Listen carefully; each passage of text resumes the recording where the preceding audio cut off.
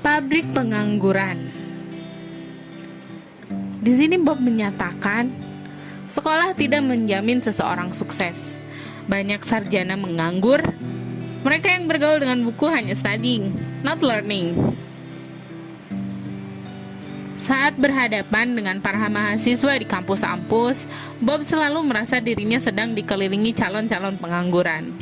Karena itu, dia setuju sekali dengan pernyataan H.R. Tiller, seorang guru besar emeritus Universitas Negeri Jakarta, bahwa pendidikan tinggi masih menjadi pabrik pengangguran. Pernah dimuat dalam Kompas edisi 16 Februari 2008, Tiller mengungkapkan pendapatnya tentang pendidikan tinggi. Saat ini pendidikan tinggi itu sudah mahal, lulusannya jadi penganggur pula. Itu tidak lepas dari kualitas pendidikan. Makin tinggi pendidikan, makin tinggi penganggurannya. Kondisi tersebut yang menjadi keprihatinan Bob paling dalam. Menurutnya, kalau di luar kampus saja sudah ada 1,5 juta sarjana menganggur, maka sangat aneh bila kita membiarkan para mahasiswa itu. Hal ini akan semakin memperbanyak jumlah pengangguran terdidik pada tahun-tahun berikutnya. Apa kita tidak tergerak untuk mencari solusinya? Sebab nantinya mereka toh akan menjadi persoalan kita semua, menjadi beban nasional, menjadi tanggung kita semua. Komentar Bob Sadino terkait lulusan pengangguran yang sudah menjadi problem pendidikan Indonesia sejak lama. Berdasarkan fakta dan pendapat tersebut, Bob merasa perlu sekali membakar benak para mahasiswa agar berpikir ulang soal studinya. Pilihan keluar dari kampus kemudian memasuki kuadran jalanan merupakan sesuatu yang mutlak. Itu mutlak, tidak bisa ditawar-tawar lagi, tegas Bob.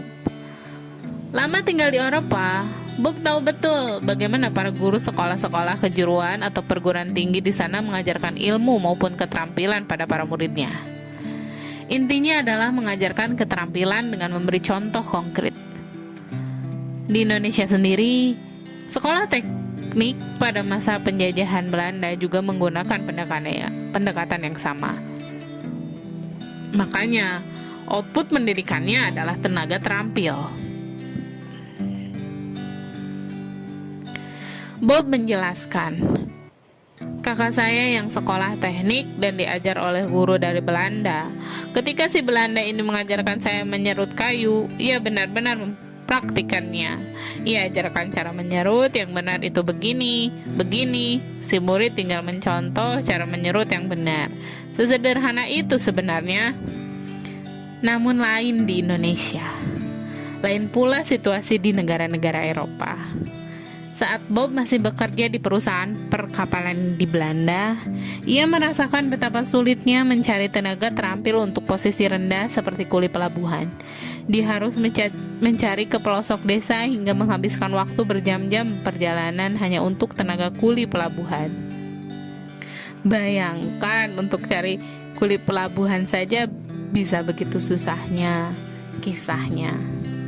Itulah sebabnya pemerintah Belanda memberi kesempatan para siswa yang sedang menempuh pendidikan setingkat SMP, SMA, dan perguruan tinggi untuk ikut magang.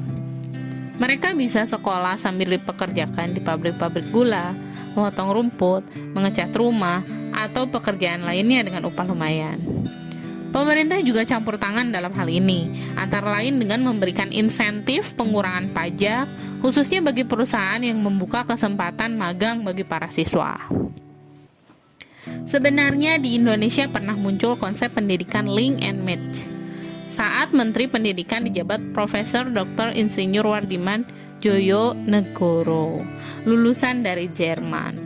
Tujuannya sangat baik, yakni mendekatkan dunia pendidikan dengan kebutuhan konkret masyarakat akan tenaga terampil. Saat itu, baik sekolah maupun universitas diharapkan mampu melahirkan lulusan-lulusan yang terampil dan siap diserap pasar. Setiap mahasiswa dipaksa terjun ke masyarakat dan mengaplikasikan ilmunya. Program ini secara teori sangat bagus. Jika berjalan dengan baik, akan mengurangi jurang antara dunia kampus dengan kenyataan. Namun, konsep ideal link and match juga seperti berjalan terseok-seok dan akhirnya terlupakan begitu saja. Tampaknya power demand lupa dengan kondisi di Indonesia, sehingga konsep ini situasional sekali. Kalau di Eropa, konsep ini dapat berjalan karena perusahaan sangat mendukung mahasiswa berpraktik. Sementara di Indonesia, saat mahasiswa libur, mereka sangat sulit mendapatkan perusahaan untuk praktik, karena banyak pengangguran yang juga butuh tempat kerja.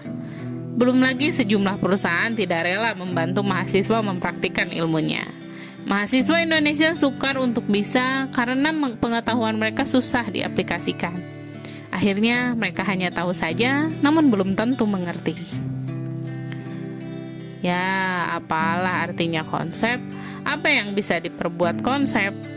Sistem link and match itu bagus, tapi pembawa konsepnya waktu itu masih buta situasi di Indonesia, ujar Bob menyimpulkan.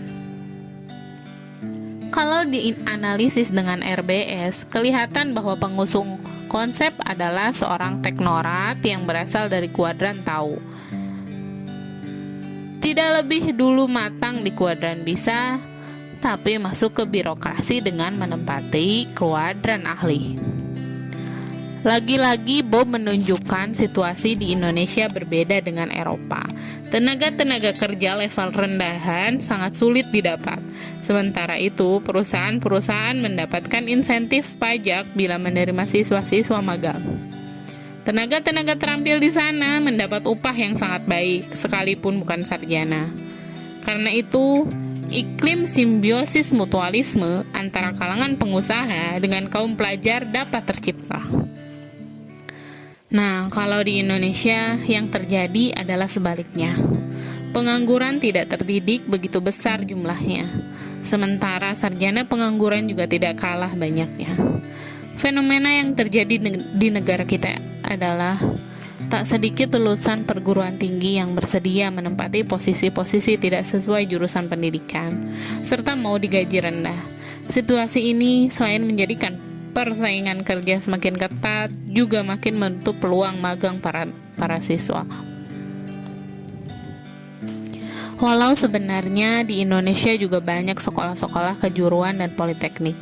Pada era 1980 hingga 1990-an, sekolah-sekolah ini cukup mendapat tempat di masyarakat.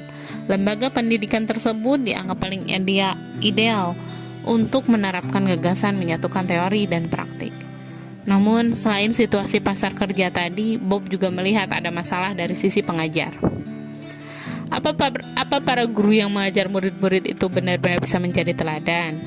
Faktanya, kebanyakan guru sekolah kejuruan saat ini adalah lulusan perguruan tinggi yang hanya tahu teori, tapi belum tentu bisa mempraktikannya. Itu namanya orang buta menuntun orang buta, jelas Bob.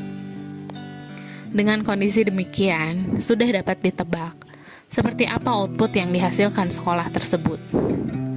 Belum lagi pola pikir orang tua yang umumnya lebih senang kalau anaknya sekolah di sekolah umum, kemudian melanjutkan hingga bergelar sarjana.